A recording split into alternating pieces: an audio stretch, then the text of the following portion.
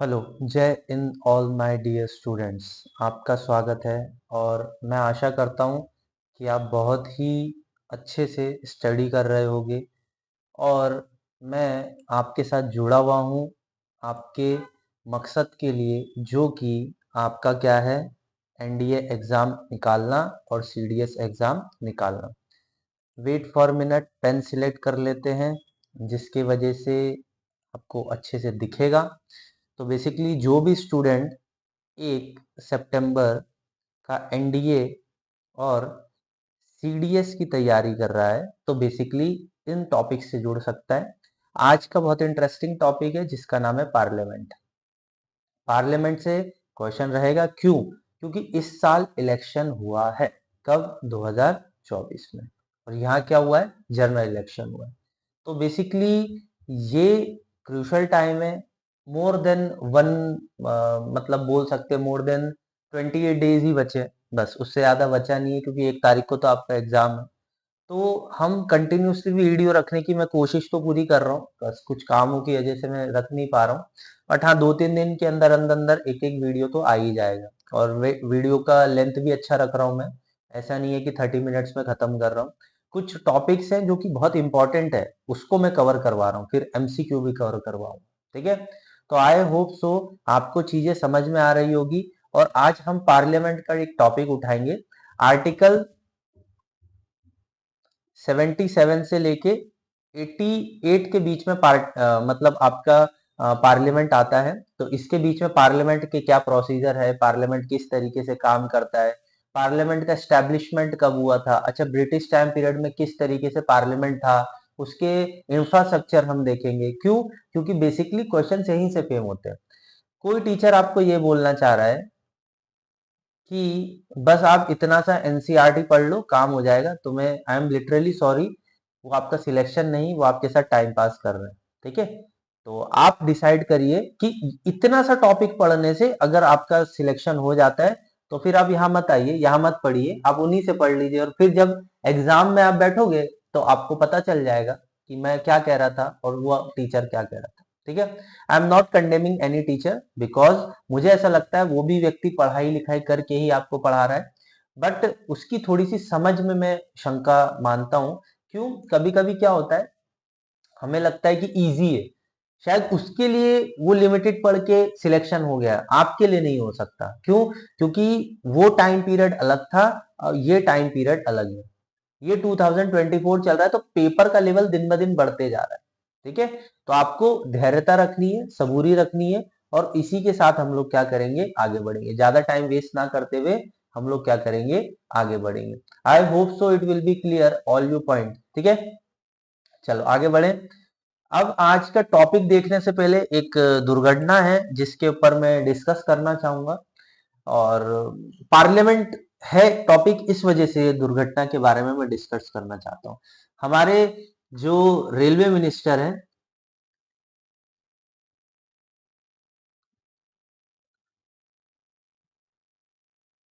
वैष्णव अश्विनी, ठीक है, ये हमारे रेलवे मिनिस्टर जी हैं। इस एक्सीडेंट को लेके उनने कंडेम किया है। I am agree with that कि ऐसे हादसे नहीं होने चाहिए।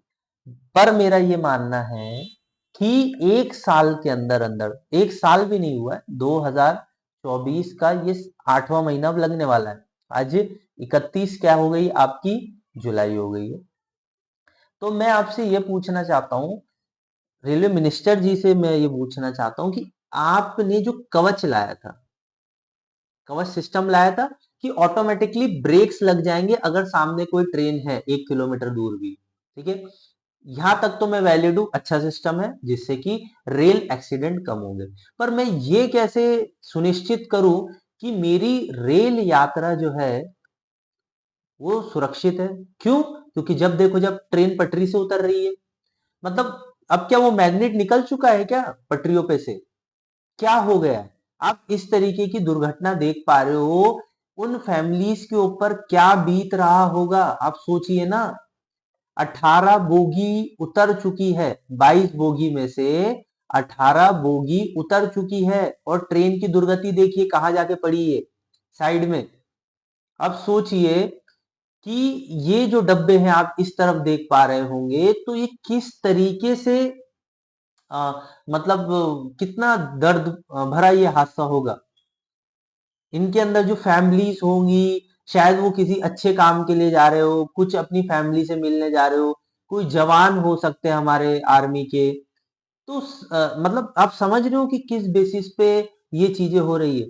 तो मुझे बस एक ही चीज की सुनिश्चित चाहिए कि रेल हादसे कब होना बंद होंगे, और वो भी लापरवाही की वजह से। ये लापरवाही का सरासर नतीजा है।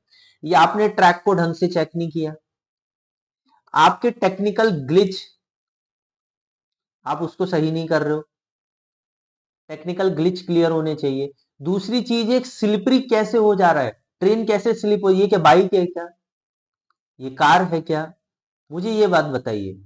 ये बाइक या कार है क्या जो उतर जानी चाहिए रोड पे से, घुस गई कहीं जाके खाई में। अरे ये ट्रेन है, इतना बड़ा इंफ्रास्ट्रक्चर है, करोड़ों लोग क्या कर रहे हैं, रोज ट्रैवल कर रहे हैं रेल यात्रा से।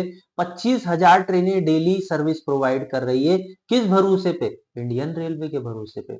और रेलवे का क्या हो रहा है, पतन होते जा रहा है। रेलवे क्या कर रहा है, भरोसा तोड़ते जा रहा है। गरीब आदमी जर्नल जैसी बोगियों में आप जाइए, ठूस ठूस के भरे रहते हैं। अगर एक रेल एक्सीडेंट होता है तो हजारों लोगों की जान जाती है। समझना होगा हमें। अब भी अगर हमने इस पे कार्रवाई नहीं करी तो ऐसे ही हमें कई लोगों की जानों को हाथ से धोना पड़ेगा। और ये सबसे बड़ा चैलेंज है। हावड़ा मुंबई मेल, उसके बाद आप आसाम वाली ट्रेन को भी देख सकते हैं, पिछले उसके अंदर भी यही हुआ था। एक एक्सप्रेस ट्रेन मालगाड़ी पे, मालगाड़ी ने एक्सप्रेस ट्रेन को पीछे से टच करने की वजह से वो पटरी से उतर गई। तो ऐसे इंसिडेंट्स हमको लगातार देखने को मिल रहे हैं, और ये हमारे समाज में कितना बड़ा गलत इम्पैक्ट डाल रहे हैं रेलवे के खिलाफ। और ये जो न्यूज है ये वर्ल्ड में भी जा रही है। तो वर्ल्ड के सबसे अच्छे नेटवर्क्स में हमारा नेटवर्क आता था, और आज क्या हो जाएगा, हमारी सबसे वर्स्ट नेटवर्क में हम गिने जाएंगे। हम प्राउड करते हैं कि Indian railway, we are use Indian railway, और चीपेस्ट, हम चीप भी बोलते हैं ना, सस्ती। तो अब बताइए, जो परिवार ये देख रहे हैं, जिनके साथ ये हादसा हुआ है, वो कभी ट्रेन में बैठ पाएंगे, उनको भरोसा रहेगा ट्रेन में। एक ही मीडियम है हमारे पास जिस पे हम भरोसा करते हैं, और वो भरोसा दिन ब दिन हमारा टूटते जा रहा है। तो इस पे काम करना जरूरी है, मुझे ऐसा लगता है। तो रेलवे मिनिस्टर जो हमारे वैष्णवी अश्विन जी हैं, उनसे मेरी यही दरखास्त है कि कम से कम रेल एक्सीडेंट्स हो, और आप ज्यादा से ज्यादा इस चैनल को लाइक और शेयर करें, जिसकी वजह से मैं ऐसे ही वीडियो आपके सामने लाता रहूं। I hope so it will be clear all this point. चलो आगे बढ़े। अब हम बात करेंगे पार्लियामेंट की। पार्लियामेंट्री एक ऐसा ऑर्गन है जिसे सुप्रीम लेजिस्लेटिव बॉडी बोला जाता है। लेजिस्लेटिव मतलब बेसिक चीज, जहां लॉ बनते हैं। क्या बनते हैं, लॉ बनते हैं। और यहां गवर्नमेंट जो हम बनाते हैं, जो मेंबर ऑफ पार्लियामेंट को हम चूज करके भेजते हैं, वहां जाके वो हमारे हितों के लिए क्या बनाते हैं, लॉ बनाते हैं। ठीक है। दूसरी चीज, it occupy preeminent and central position in Indian democratic political system, जिसे हम पार्लियामेंट्री फॉर्म ऑफ गवर्नमेंट भी बोलते हैं। एक डेमोक्रेसी के लिए सबसे इंपॉर्टेंट चीज होती है पार्लियामेंट। अगर डेमोक्रेसी के अंदर पार्लियामेंट का वर्चस्व नहीं है, मेंबर ऑफ पार्लियामेंट इलेक्टेड नहीं हुए हैं, तो हम नहीं मान सकते कि डेमोक्रेसी। क्यों? क्योंकि हर एक व्यक्ति का रिप्रेजेंटेटेड वहां नहीं बैठा है। यहां तक आपको चीजें क्लियर हुई। दूसरी चीज, ये हमने लिया कहां से है, हमने लिया है ब्रिटेन से। तो ब्रिटेन में क्या बोला जाता है इसको, Westminster model of the government. यहां तक आपको समझ में आई। Next, first parliament, the first general election under the new constitution of India, where 1951 to 52 के टाइम पीरियड में फर्स्ट टाइम हमने क्या किया था, जनरल इलेक्शन कंडक्ट किया था। क्या किया था, जनरल इलेक्शन कंडक्ट किया था। First elected parliament come exist in April 1952। तो फैक्चुअल डाटा है, क्वेश्चन पूछा जा सकता है, तो आपको याद रखना है। चलो दूसरा, अब क्वेश्चन पूछेगा कि कौन से आर्टिकल में हमारा पार्लियामेंट्री सिस्टम है, तो आर्टिकल 79 से लेके आर्टिकल 122 तक पार्ट 5 के अंदर क्या है, हमारा पार्लियामेंट्री सिस्टम है। यहां तक आपको चीजें क्लियर हुई कि कॉन्स्टिट्यूशन के आर्टिकल 79 से लेके आर्टिकल 122 तक पार्ट 5 के अंदर क्या है, हमारा कॉन्स्टिट्यूशनल या पार्लियामेंट्री सिस्टम है। यहां तक समझ में आया।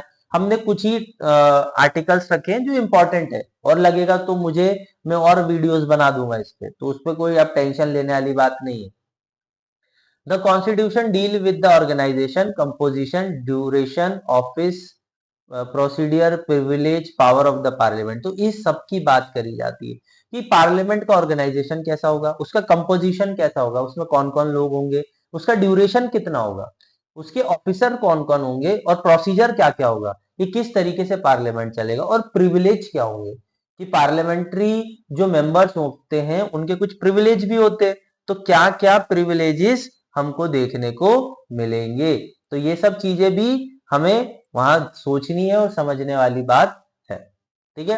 The frame of the reference of parliament, the frame of the Indian constitution rely on the British pattern. तो किस कौन से पैटर्न पे है, ब्रिटिश पैटर्न पे है, और ये parliament rather than the American pattern. तो हमने अमेरिकन पैटर्न जैसा नहीं लिया, क्योंकि वहां प्रेसिडेंट पावरफुल होता है। क्या होता है, प्रेसिडेंट।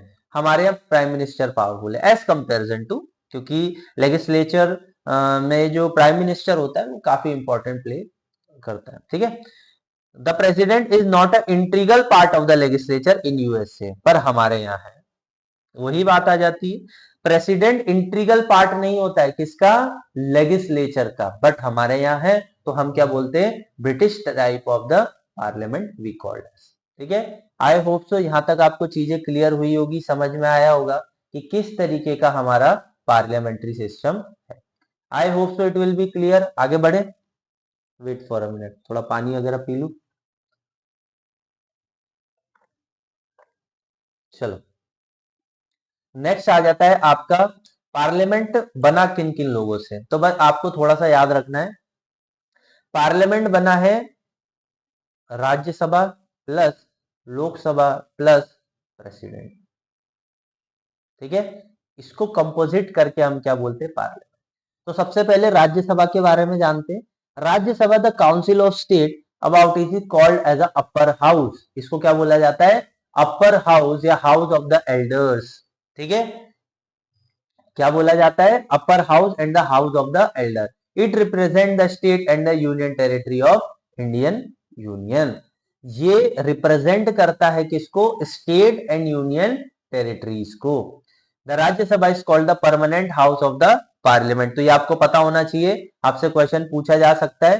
तो क्या है, राज्यसभा परमानेंट हाउस है किसका, पार्लियामेंट का, और ये कभी भी डिसॉल्व नहीं हो सकता।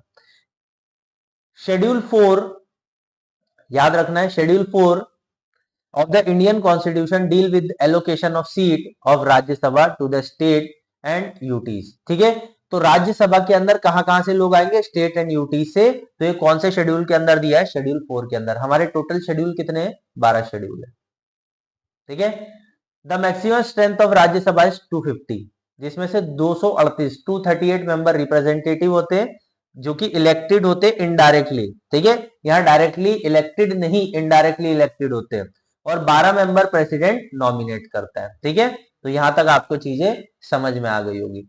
करंटली स्ट्रेंथ कितनी है हाउस की, 245, जिसमें से 229 मेंबर रिप्रेजेंट कर रहे हैं स्टेट को, 4 मेंबर यूटी को, और 12 नॉमिनेटेड है प्रेसिडेंट के द्वारा। तो करंट सिनेरियो पता होना चाहिए, फैक्चुअल क्वेश्चन आ गया तो पता रहना चाहिए।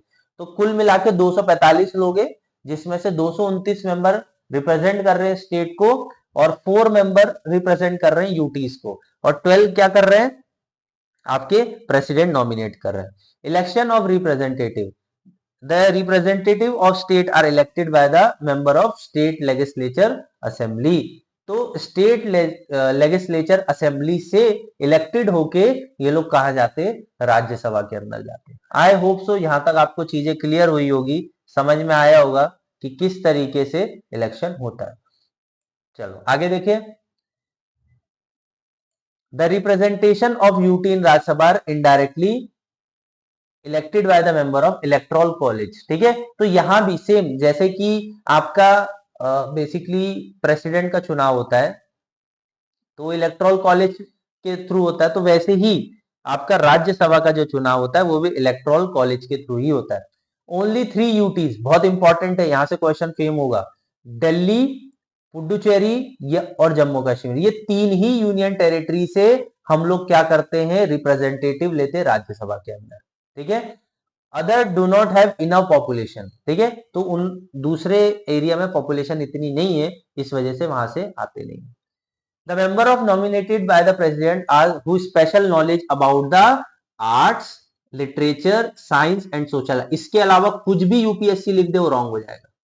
ठीक है, वो लिख देगा कि क्रिकेटर, वो लिख देगा भारत रत्न होना चाहिए, तो ये सब चीजें गलत है। ठीक है, और वो लिख देगा एक्टर होना चाहिए, वो होना चाहिए सेलिब्रिटी, ऐसा कुछ भी लिख दे गलत है। वहां क्या बोला है, या वो आर्ट से बिलोंग करना चाहिए, या तो लिटरेचर से बिलोंग होना चाहिए, या तो साइंस से बिलोंग होना चाहिए, या तो सोशल सर्विस से बिलोंग होना चाहिए। ठीक है, तो ही उसको प्रेसिडेंट क्या करेगा, नॉमिनेटेड करेगा राज्यसभा के लिए। The rationalist provide eminent person a place house without going through the election. तो कुछ ऐसे लोग हैं जो कि देश की सेवा करना चाहते हैं बट वो डायरेक्टली इलेक्टेड नहीं है, तो इनडायरेक्टली इलेक्टेड करके उनको भेजा जाता है राज्यसभा में। Rajya Sabha is a important role reviving altering the law by the Lok Sabha. देखिए, लोकसभा कोई बिल लेके आया है, ठीक है, वो बिल कितना राइट है, कितना रॉन्ग है, कितना अच्छे तरीके से वो वर्क करेगा, वो तो डिसाइड जब होगा ना, जब वो लॉ बनेगा। बट उससे पहले जो प्रतिनिधि जो स्टेट ने भेजे हैं राज्यसभा के अंदर, वो भी इसको चेक एंड बैलेंस करेंगे। कुछ कमियां होगी तो उस पर भी बात होनी चाहिए। State related matter represented to the state, therefore any matter affect the state must refer to the concern and approval of the राज्य सभा। तो अगर राज्य से रिलेटेड कोई संबंधित बिल लाया जाता है तो वो राज्यसभा के अंदर जरूर प्रस्तुत किया जाएगा। If the union parliament wish to remove and transfer matter of state list, देखो हमारे पास 3 लिस्ट है, यूनियन लिस्ट है, स्टेट लिस्ट है, कॉन्करेंट लिस्ट है। ठीक है, 3 लिस्ट है, यूनियन लिस्ट, स्टेट लिस्ट और कॉन्करेंट, और एक रेसिडुअल लिस्ट होती है, वो एग्जिस्ट ज्यादा करती नहीं है, पर ठीक है, हमें वो 3 देखनी होती है, स्टेट लिस्ट, यूनियन लिस्ट और कॉन्करेंट। तो स्टेट लिस्ट पे कोई कानून बनेगा तो राज्यसभा से जरूरी है क्या करना, राज्यसभा से क्या जरूरी है, अप्रूवल लेना जरूरी है। आई होप सो यहां तक आपको चीजें क्लियर हुई होगी, समझ में आया होगा। कुछ नॉइस का इशू है तो थोड़ा सा मैनेज कर लीजिए। चलो आगे देखिए, अब देखेंगे कुछ आर्टिकल्स। ठीक है ना, आर्टिकल्स जो कि इंपॉर्टेंट है। तो आर्टिकल 79 क्या बोल रहा है, कॉन्स्टिट्यूशन ऑफ द पार्लियामेंट। ठीक है, constitution of the parliament, there shall be a parliament union which shall consist president and 2 house respectively as the council of state and the house of the people. तो मैंने आपको पहले ही बता दिया था कि आर्टिकल 79 क्या बोल रहा है, कॉन्स्टिट्यूट होगा पार्लियामेंट, एक पार्लियामेंट बनेगा डेमोक्रेसी के अंदर, और उसके अंदर 3 मेंबर होंगे, लोकसभा के, राज्यसभा के और प्रेसिडेंट होंगे। ठीक है, चलो आर्टिकल 80 देखिए, composition of council of state. तो सबसे पहला क्या बोल रहा है, the council of state 12 member are nominated by the president according with the provision of this clause. तो 12 लोग नॉमिनेटेड किए जाएंगे। दूसरा, not more than 238 representative of the state and union territory. तो कितने नहीं होने चाहिए, नॉट मोर देन। देखो क्वेश्चन यहीं से फंसते हैं, फिर बच्चे गड़बड़ा जाते हैं। दो नोट मोर, अगर उसने नॉट मोर बोला है तो उसको इंफिसाइज करना और अंडरलाइन करना है। तो कितने नहीं हो सकते, 238 मेंबर से ज्यादा नहीं हो सकते। The allocation of seat of the council filled by the representative of the state and union territory. ठीक है, ये भी हमने पढ़ लिया।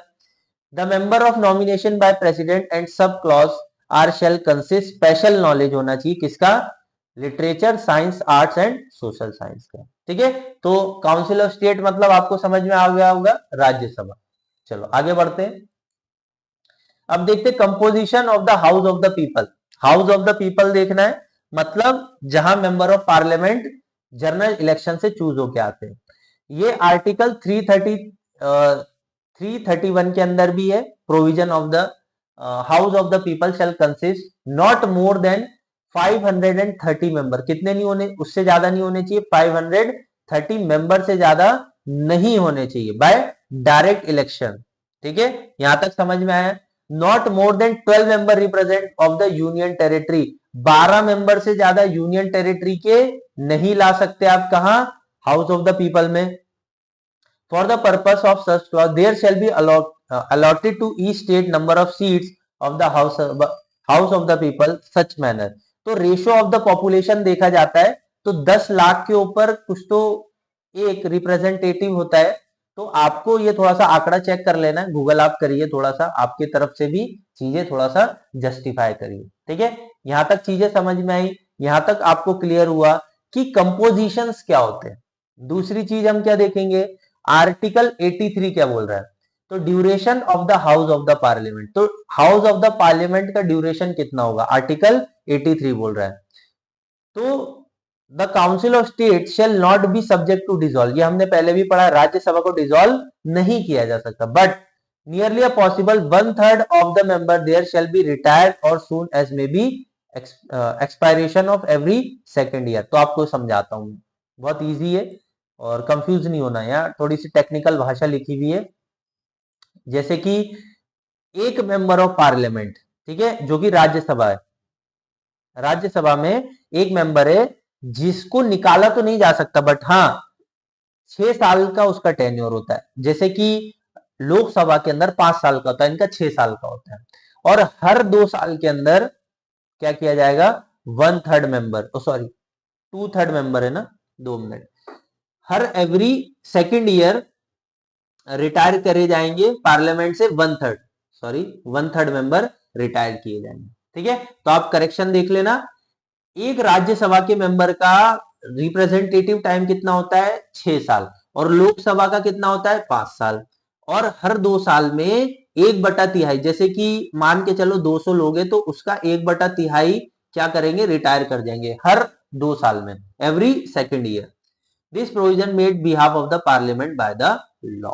ठीक है, तो लॉ के थ्रू ये बनाया गया है पार्लियामेंट्री लॉ। ये कॉन्स्टिट्यूशन में नहीं है, फिर मैं बोल रहा हूं, ये कॉन्स्टिट्यूशन में नहीं, ये पार्लियामेंट्री लॉ में कन्वेंशन है। अगर आपको बोल दिया जाए कि कॉन्स्टिट्यूशन के अंदर दिया, नहीं दिया है, ये पार्लियामेंट्री कन्वेंशन है। The house of the people unless sooner dissolve shall continue 5 years for the date of appointment. First meeting no longer expiration said period of 5 years shall operate as a duration of the house। तो यही बात है कि 6 साल किसके लिए, राज्यसभा के लिए, और 5 साल हाउस ऑफ द पीपल जिसे हम लोकसभा बोलते हैं। Provide that the said period में proclamation of energy is operation by extend parliament. अगर कोई इमरजेंसी प्रोविजंस आ जाए, क्या आ जाए, इमरजेंसी प्रोविजंस आ जाते हैं देश में, कुछ ऐसी आपातकालीन सिचुएशन आ जाती है, तो उस समय क्या किया जाएगा, बेसिकली क्या करना है, 1 साल के लिए, only year at the time not extend in the case beyond the 6 month. ठीक है, तो आपको मिनिमम 1 साल से ज्यादा का पार्लियामेंट सेशन नहीं बढ़ाना है, फिर इलेक्शन कंडक्ट करवाने ही पड़ेंगे। और इलेक्शन कंडक्ट कराने का काम किसका है, इलेक्शन कमीशन ऑफ इंडिया का। ठीक है, तो ये आपको पता होना चाहिए, इलेक्शन कमीशन ऑफ इंडिया का ये कर्तव्य है कि क्या करना है, इलेक्शन कंडक्ट करवाने। आई होप सो ये जो कॉन्स्टिट्यूशनल बॉडी है उसके ऊपर भी हम डिस्कस करेंगे, बहुत जल्द वीडियो में लेके आऊंगा। आज तो ये वाला वीडियो आ जाएगा, कल तक में दूसरे वीडियोस आ जाएंगे। चलो आगे देखें, article 84 qualification member of the parliament, कि मेंबर ऑफ पार्लियामेंट का क्वालिफिकेशन क्या रहेगा। तो हमारा पार्लियामेंट्री मेंबर्स के लिए क्या क्वालिफिकेशन, देखो यहाँ कोई डिग्री नहीं मांगी है, आपको ये भी पता होना चाहिए, ना कोई 10-12 पास मांगा है। A person shall not be qualified to choose the fill seat of the parliament unless he, पहला तो सिटीजन होना चाहिए, कौन सी ही बड़ी बात है आज के टाइम में। It make a subscribe some person authority in the behalf of the election commission oath and affirmation according to the set of purpose of 3rd schedule. सबसे पहला तो वो क्या होना चाहिए, सिटीजन ऑफ इंडिया होना चाहिए, पढ़ा लिखा हो या ना हो उससे कोई मतलब नहीं होना चाहिए। दूसरी चीज है इलेक्शन कमीशन को प्रूव करना चाहिए, उसके पीछे जो लोग हैं वो इनको नामांकित करना चाहिए कि हाँ भाई ये इलेक्शन लड़ने के लिए काबिल है। दूसरी चीज है, कॉन्स्टिट्यूशन में जो ईमानदारी की शपथ दी गई है वो शपथ को ये पूरा करे, बस काम हो गया, जो कि 3rd शेड्यूल में लिखा हुआ है। ठीक है, तो यहां तक चीजें समझ में आ गई कि एक मेंबर ऑफ पार्लियामेंट का क्वालिफिकेशन यही है, बस इससे ज्यादा क्वालिफिकेशन नहीं मांगा। In the case of seat in Council of State not less than the 30 year of age, in the case of seat of House of the People not is a 25। तो आपको पता होना चाहिए, अगर आपको राज्यसभा का मेंबर बनना है तो 30 साल आपकी उम्र होनी चाहिए, और लोकसभा का आपको मेंबर बनना है तो कितना, 25 साल आपकी एज होनी चाहिए, और क्वेश्चन यहां से पूछेगा। ठीक है, तो यही लाइन बोल रहा है ये बी वाले में कि आप अगर काउंसिल ऑफ स्टेट में है तो 30 इयर्स होनी चाहिए एज, और आप अगर मेंबर ऑफ पार्लियामेंट में हाउस ऑफ द कॉमन में बन रहे तो 25 ईयर होनी चाहिए। possess such other qualification as be prescribed at behalf under any law made by the parliament। तो कोई ऐसा प्रोसीजर नहीं दी गया है पार्लियामेंट्री सेशन में। ठीक है, चलो आगे बढ़े। तो मुझे लग रहा है आपको इंफॉर्मेटिव वीडियो लग रहा है, तो शेयर करें, ज्यादा से ज्यादा बच्चों तक पहुंचाएं कि यहाँ इंफॉर्मेशन मिलती है, एग्जाम ओरिएंटेशन मिलती है, तो ज्यादा से ज्यादा बच्चे मुझसे जुड़ सके। The president shall from time to time summon each house of the parliament to meet a such meeting time place to think fit, but 6 month shall not be intervene between last sitting. ठीक है, देखो अगर दिसंबर में president आपसे मिल रहे हैं तो next meeting जून के अंदर हो जानी चाहिए प्रेसिडेंट की, हर 6 महीने के बीच में। मतलब 6 महीने तो नहीं होना चाहिए, 6 महीने से कम पीरियड में एक बार तो मीटिंग प्रेसिडेंट की हो जानी चाहिए। ऐसा क्यों? क्योंकि राष्ट्रपति को पता चलना चाहिए ना भाई क्या चल रहा है देश में। राष्ट्रपति को नहीं पता चले कौन बताएगा? ये राष्ट्रपति को पता चलना चाहिए, पार्लियामेंट बताएगा, हाउस ऑफ द पीपल बताएंगे, मोदी जी बताएंगे, काउंसिल ऑफ मिनिस्टर्स बताएंगे कि भाई देश में चल क्या रहा है। द प्रेसिडेंट में फ्रॉम टाइम टू टाइम, तो क्या करेंगे, प्रोरोगेशन करेंगे और डिसोल्यूशन करेंगे। डिसोल्यूशन कब करते हैं? जब 5 साल हो जाते तो डिसोल्व कर देते। ठीक है, या तो कुछ ऐसी प्रॉब्लम आ जाए तो डिसोल्व। प्रोरोगेशन का मतलब समन करना, मतलब स्टार्ट करना, राष्ट्रपति के भाषण से ही, राष्ट्रपति के विचारों से ही, राष्ट्रपति के प्रवचन से ही ये चीजें चालू होती। ठीक है, प्रोरोगेशन द हाउस और the either house, dissolve the house of the people. तो डिसॉल्व तो एक ही हाउस होगा, हाउस ऑफ द पीपल, क्योंकि राज्यसभा डिसॉल्व नहीं होता है। ठीक है, यहां तक आपको चीजें क्लियर हो गई हो तो आगे बढ़े और लाइक और शेयर फटाफट करते जाइए। स्पेशल एड्रेस देखेंगे, commencement first session after every general election. तो राष्ट्रपति अभी जैसे मोदी जी चुन के आए तो एक सेशन रखा होगा, तो प्रेसिडेंट वहां आए होंगे और बोला होगा कि भैया आप एक काम करिए, आप वापस चुन के आए, आपका 3rd टर्म है, तो अब देश को ढंग से चलाइएगा, नहीं तो अब की बार 400 पार नहीं, अब की बार 100 पार भारी पड़ जाएगा। ठीक है, तो प्रेसिडेंट साहब बताई होंगी द्रौपदी मुर्मू जी, उनने बोला होगा। फर्स्ट सेशन हर साल में एक बार जो फर्स्ट सेशन होता है, जिसे हम क्या बोलते हैं फरवरी में, बजट सेशन या budgetary session, financial annually session बोलते हैं। बजट हमारे कॉन्स्टिट्यूशन में नहीं लिखा है वर्ड, क्या लिखा है? एनुअल फाइनेंशियल स्टेटमेंट लिखा हुआ है। तो आपसे ये क्वेश्चन पूछा जा सकता है कि बजट हमारे कॉन्स्टिट्यूशन में लिखा है क्या? नहीं लिखा है भैया, बजट बजट कुछ नहीं लिखा है, वो तो हम बोलते हैं नॉर्मल भाषा में। Address both house of the parliament और admits together inform parliament to case of the summon. Provision shall be made relating to the procedure either house of the allotment of time discussion matter such address. ठीक है, तो president का काम है special address देगा, हर साल में एक बार तो मिलेगा ही, जब जनरल इलेक्शन होगा, अभी हुआ है तो उस समय भी एक बार आके जरूर मिलेगा।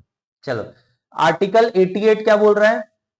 Right of the minister and attorney general as respect the house. ठीक है, तो अटॉर्नी जनरल कौन से आर्टिकल में? ये आपका होमवर्क है, होमवर्क मतलब कमेंट में लिखना है, और नहीं लिख रहे हो आप लोग, मैं देख रहा हूं, मत लिखिए, आपकी इच्छा, एग्जाम में जब पूछेगा, जब अक्कल ठिकाने आ जाएगी। ठीक है, तो अटॉर्नी जनरल और मिनिस्टर्स को राइट से, क्या राइट से? कि वो किसी भी हाउस में जाके नॉर्मली बैठ सकते हैं, और वहां बैठने के बाद वो क्या कर सकते हैं? बोल सकते हैं, किसी पे डिबेट कर सकते हैं, बट हाँ क्या नहीं कर सकते? Attorney general of India vote नहीं कर सकते। ठीक है, वोट का पावर नहीं दिया गया किसको? अटॉर्नी जनरल को। तो अटॉर्नी जनरल बोल सकते हैं, प्रोसीडिंग में पार्ट ले सकते हैं, किसी भी ज्वाइंट सिटिंग में भी बैठ सकते हैं, but shall not virtual to article to इवोट द वोट। यही चीज मैंने आपको समझा दी। यहां तक चीजें क्लियर हो गया। अटॉर्नी जनरल के बारे में बताना, ये आपके बेसिकली कॉन्स्टिट्यूशन के मतलब काफी बड़े दावेदार हैं ये। अटॉर्नी जनरल बड़ा नाम है, इस पे हम बात भी करेंगे, ये कॉन्स्टिट्यूशनल बॉडी में आते हैं, तो इस पे जरूर हम लोग डिस्कस करेंगे। चलो, सुप्रीम कोर्ट।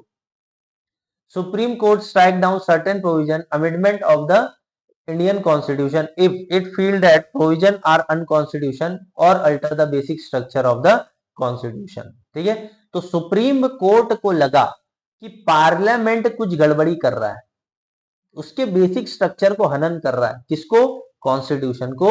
इंडियन कॉन्स्टिट्यूशन को अगर हानि पहुंचाने की कोशिश करी जाएगी तो सुप्रीम कोर्ट स्ट्राइक डाउन कर देगा, कोई भी लॉ वैलिड नहीं रहेगा। तो parliament has to present constitution amendment में रिपील द प्रोविजंस। ठीक है, तो अगर ढंग से और इज्जत से कानून बनेंगे, अगर देश के लिए बनेंगे, न्याय पूर्ति के लिए बनेंगे, तो जरूर उसको मान्य दी जाएगी। अगर नहीं तो क्या किया जाएगा? कंडेम कर दिया जाएगा, स्ट्राइक डाउन कर दिया जाएगा।